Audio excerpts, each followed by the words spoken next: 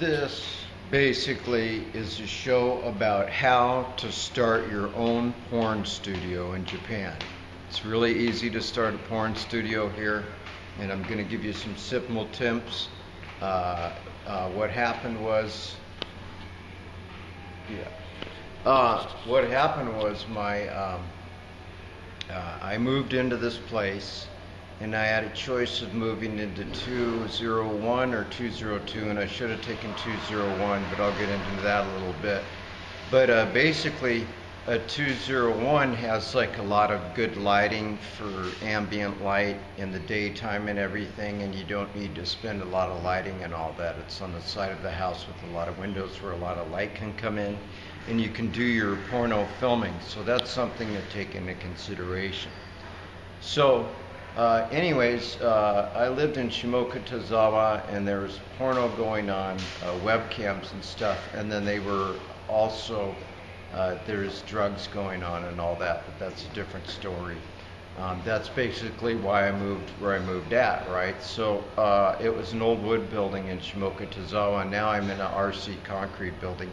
And I assumed, I mean, in Japan, a lot of the houses are paper thin and everything, but I assumed it was going to be RC concrete was going to be pretty soundproof, and so no matter what happened on the other side of the walls, I wouldn't hear it, and I wouldn't care about it. But unfortunately, what happened was the person that moved in utilized the other unit, which I should have utilized, so I got one day of peace, and then they just started filming non-stop porn, and as of today, as of right this second, they're filming pornography.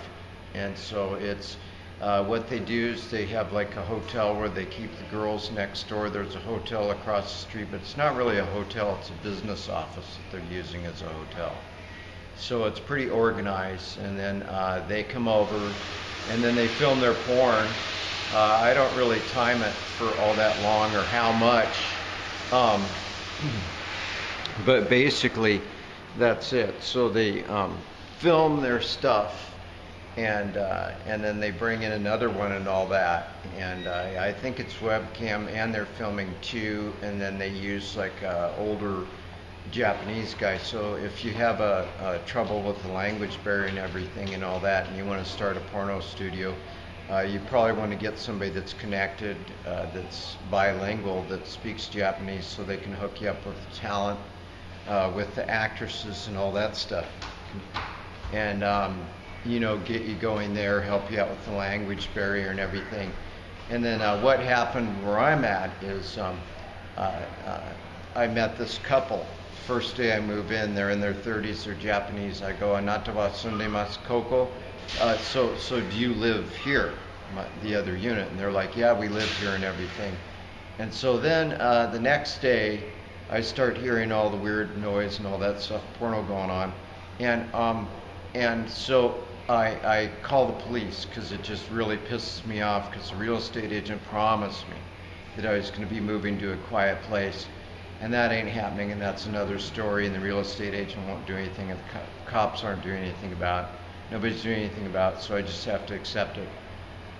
But the uncool thing was, so anyways, back on that, what they did was they subleased. So when I called the management company, there's like a week's worth of mail and the cops that haven't been checked. After I called the management company, they tip off the guy that's subleasing the place, which technically in the building I'm in, they're not supposed to sublease. So what they're doing is they're doing like an Airbnb. So if you want to start a porn studio, you use like an Airbnb or something like that, and there's probably Airbnbs with porn studio code that they say that are good for filming in, that you can use for a porn studio.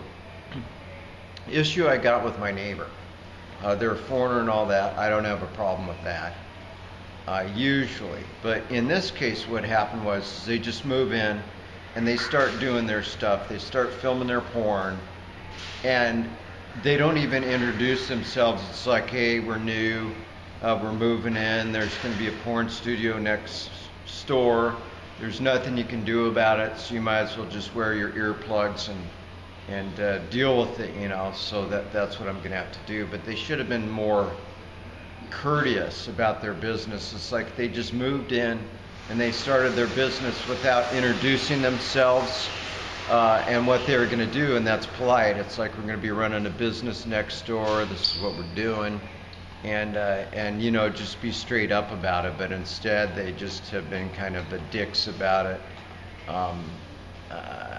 not polite. They're trying to be discreet. They're trying to be quiet, I guess, or keep it down. But that's what's going on. It's teenage girls. I don't know what teens, like 19, 20, 22, something like that. And so anyways, yeah, so there's a lot of talent in Japan available for you to a lot of talent available to do that, and you don't need a permit. So if you want to start a porn studio, you don't even need a permit. And you don't even have to be a resident, so you can come over on, because they don't care about that either. So you can come over on just a tourist visa and open your own porn studio, depending on what type of, you know, visa you got, or if you're into some type of organized deal, they'll make up a visa for you. And I don't know how organized this scenario is, so, but it's none of my business. But so basically, it's easy to start your own porn studio in Japan. It's not a problem. There's much talent available, reasonably priced. You probably get some free talent occasionally if you have the right scouts working for you. And you can just open up your shop and start, and you're not going to have any problems with anybody.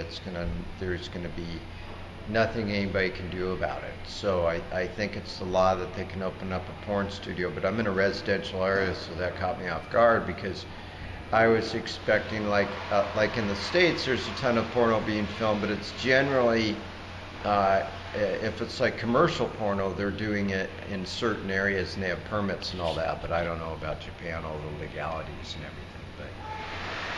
So it's easy to start your porn studio, but try to be courteous to your neighbor and maybe introduce yourself to them and let them know what's going on, you know. And then also, like, most of the world right now is watching porn. It's like growing as a form of the leading form of entertainment. Pretty soon people are going to stop watching movies and Facebook and Instagram. Well, actually, big corporations still need that, because they need to sell their garbage, their material junk to people that they don't really need, that they're brainwashed to think that they need, so that they'll be happy because they're not happy with themselves. But that has nothing to do with the material crap that they buy, but they're brainwashed, so they'll buy that stuff. But that's another story. So back on, and this is on the media though, but gradually, it seems like porno for men and women is becoming like the most popular form of entertainment. So it's growing really big. It's a big market and all that stuff. But I knew a guy in LA that was actually, he was a professional porn producer for years in Los Angeles. Back in the days when you had permits, he met Holmes. Holmes. He was working with Holmes. He was working with Ron Jeremy. A lot of different famous talent, and he knew a lot about the business and all that stuff, and he used to make a lot of money. I mean, he had a really, really nice house in LA, you know, from it. I mean, a big freaking house, like 20 rooms, like a mansion, basically, in a sweet part of LA, a really nice part of LA. I met him because I was renting a room. But, so anyways,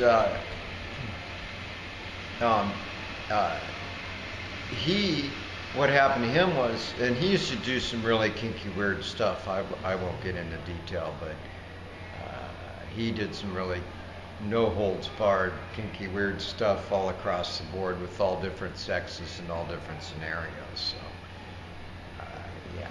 But he basically, he made a ton of money. He was in the market at the right place at the right time. But what happened to him was, he said that the market became so saturated. So I don't know, unless you're a specific niche, a specific type of niche, and you have some kind of market on what you do, I don't think there's any copyright on anything. So in regards to that, so I think eventually, I don't think there's a whole lot of money in it. Maybe there is in some areas, but for him, he was professional. He did it for years, bought a big mansion, all that. For him, he told me that it just became so saturated that he couldn't sell the videos and get the money that he was out of it. But I know a guy in the States right now that's filming porno. I can't mention what state, but it's not California. And he's got a niche. He does a special type of kink and all that. He flies in professionals from LA, professional porn stars, and then he does his thing. And then I think he's in his 40s now, mid 40s. So he takes these injections to keep the wood going all through the shoot and all through the scenario and everything. And I haven't watched them, but a friend of mine watches them and all that. But they talk about reasonably priced girls and exchange that information. And so anyways, it's easy to open your own porn studio here. A lot of people are doing it, obviously. And yeah, I mean, if the neighbor just would have been cool about, you know, they didn't invite me to watch or anything like that. It's like I got to hear the noise through the wall. So it was an impolite way to start a studio, but I guess everybody's different how they go about their business. So yeah, but that's how to start a porn studio in Japan. It's really simple. You get it. The basic thing is get an Airbnb, someone to sublease for you, sublease for cheap. Get a place, a room that has good lighting.